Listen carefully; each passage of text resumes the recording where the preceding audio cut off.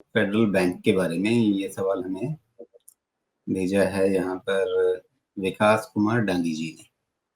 ये पूछ रहे हैं कि फेडरल बैंक पे नजरिया चाहिए 2 से 3 साल के लिए। ये फेडरल बैंक नहीं है, ये फेड बैंक फाइनेंशियल सर्विसेज है, जिन्होंने ओके। अपना एनबीएफसी आम बनाया जी, है। जी।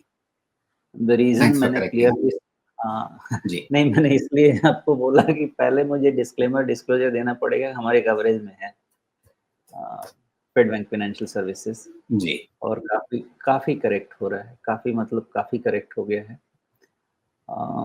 फेडरल इसको फेड फिना बोलते हैं, इसका वही है टिक्का।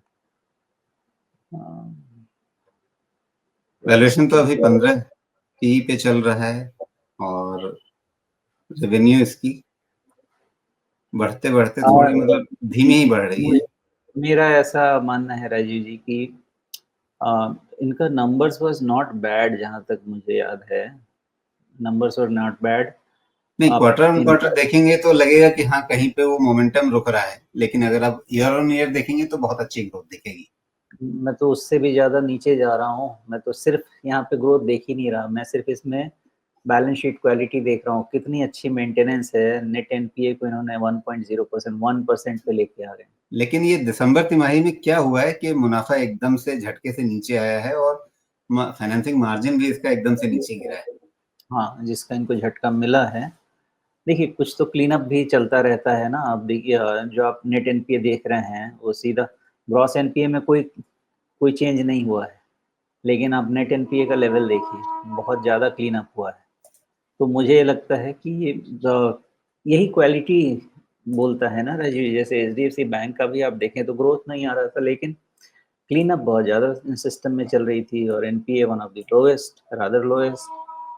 तो मुझे यही लगता है कि ग्रोथ जब आएगा, एक्चुअली क्रेडिट ग्रोथ जब आएगा, तो इनको बेनिफिट मिलेगा। देखिए, एनबीएफसी में एक इशू उसमें आ सकता है, मुझे लगता है, जिसमें जो गोल्ड फाइनेंसिंग ज़्यादा हो, उसमें इश्यू आ सकता है, बिकॉज़ वहाँ पे चीज़ें थोड़ी-सी खराब दिख रही हैं, चूँकि गोल्ड प्राइसेस बहुत बढ़ गए हैं, और गोल्ड लोन जो डिस्ट्रीब्यूट होता है, वो लोन टू वैल्यू रेशियो पे होता है, और उसमें बहुत सारे कैच होते हैं, तो उस जगह पे रिस्क हो सकता है।